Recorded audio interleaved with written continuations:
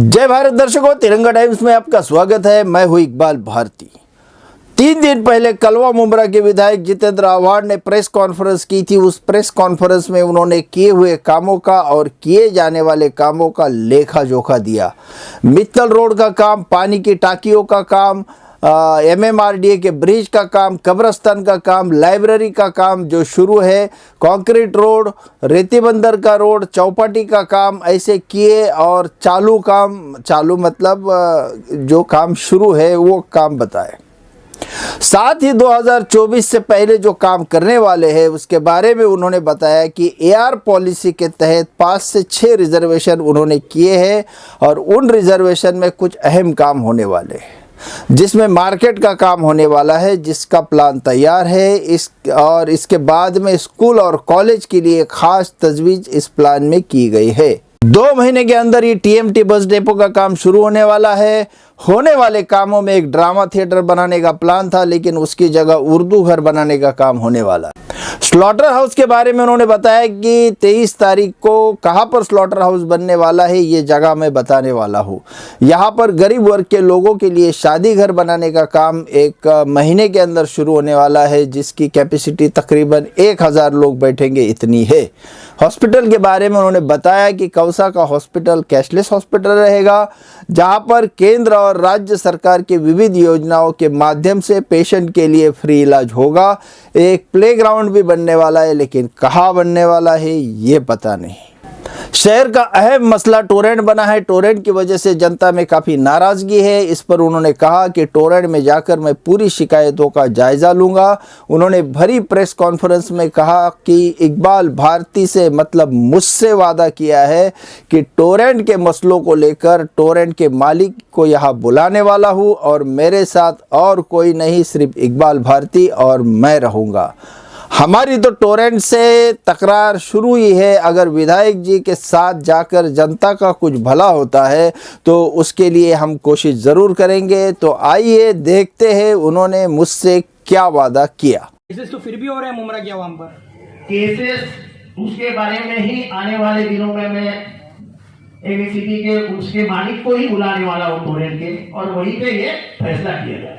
एक बात साहब जरूर करना, जो पीढ़ी का आप मुझे मिलिए, तुम्हारी पूरी बात मैं आपको लेके जाऊंगा टोरेंट में, आप भी वहाँ बात 100% लोगों के सामने बोल रहा हूँ ना, इकबाल भारती को लेके जाऊंगा टोरेंट में। सिर्फ एक फिक्टिशियस एरिया आपके पहली बार मेरे साथ अगर कोई होगा बाजू में तो ये दोनों नहीं रहेंगे, शानू नहीं रहेगा, ये नहीं रहेगा, वो नहीं रहेगा, इकबाल भारती रहेगा बस। इसके बाद उन्होंने अलग से प्रेस से बात करते हुए औरंगजेब बादशाह के उनके विवादित बयान पर खुलासा किया। आइए देखते हैं उन्होंने अपने खुलासे में क्या कहा। इतिहास को इतिहास के रूप में देखा जाता है। इतिहास ना तो कोई बदल सकता है ना उसको घुमा सकता है।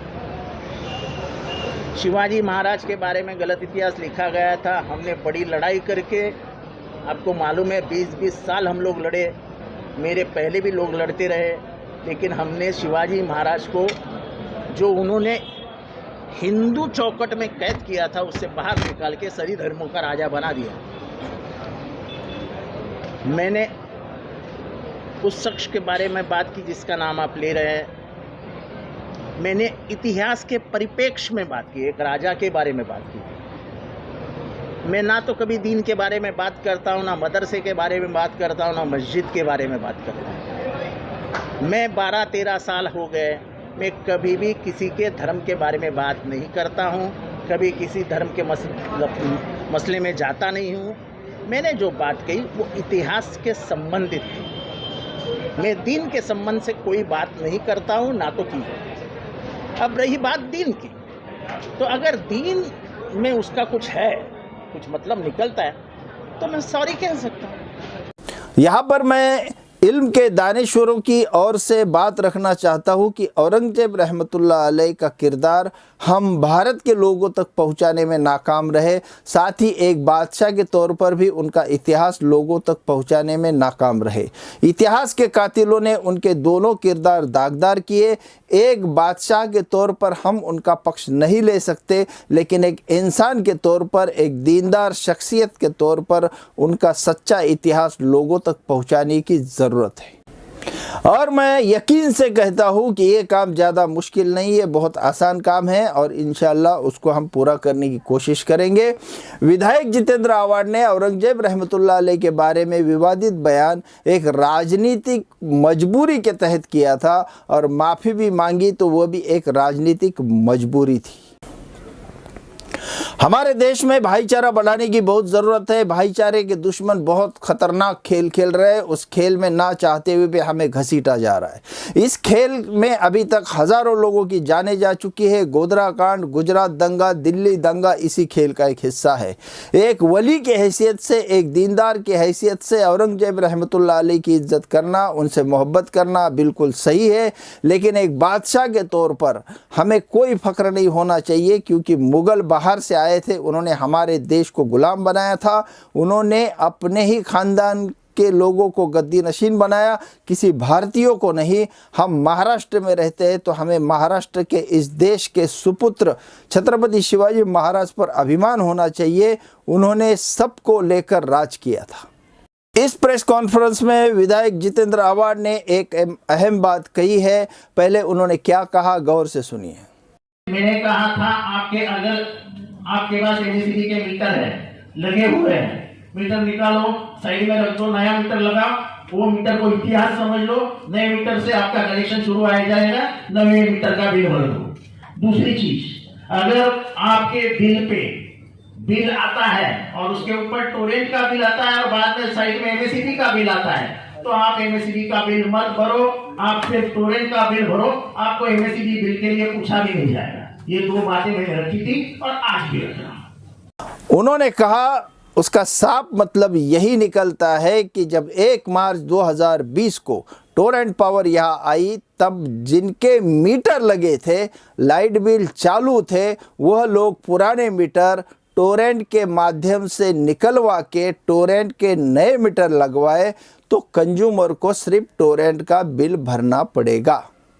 अब मीटर चालू है, बिल चालू है, लेकिन बकाया है, वो जितना भी हो, कम हो ज़्यादा हो, वो भरना नहीं है। सिर्फ टोरेंट का बिल भरना है, चाहे बकाया हज़ारों में हो या लाखों में हो।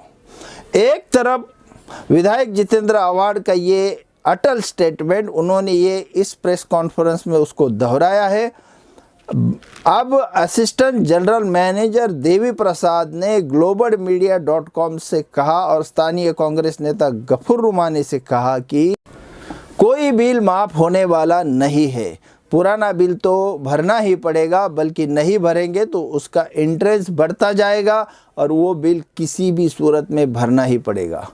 कुल मिलाकर ये मामला बहुत पेचीदा हुआ है, इसलिए टोरेंट अधिकारी और डॉक्टर जितेंद्र आव्हाड को एक साथ प्रेस कॉन्फ्रेंस लेकर इस मामले को क्लियर करे, ये जनता की मांग है। और इसमें अगर जितेंद्र आव्हाड जैसा कह रहे हैं वैसा अगर होता है तो हज़ारों लोगों को इसका फ़ायदा होगा। बहरहाल हमने एक और नया यूट्यूब चैनल शुरू किया है जिसका नाम है गांधीगिरी। अब गांधीगिरी के साथ हम लड़ेंगे। इसे ख़ास न्यूज़ के लिए शुरू किया है। तिरंगा टाइम्स ख़ास तौर पर वैचारिक मुद्दों के लिए चलाया जाएगा। आप दोनों चैनल को सब्सक्राइब करें और हमारा हौसला बढ़ाएं। धन्यवाद। जय भारत।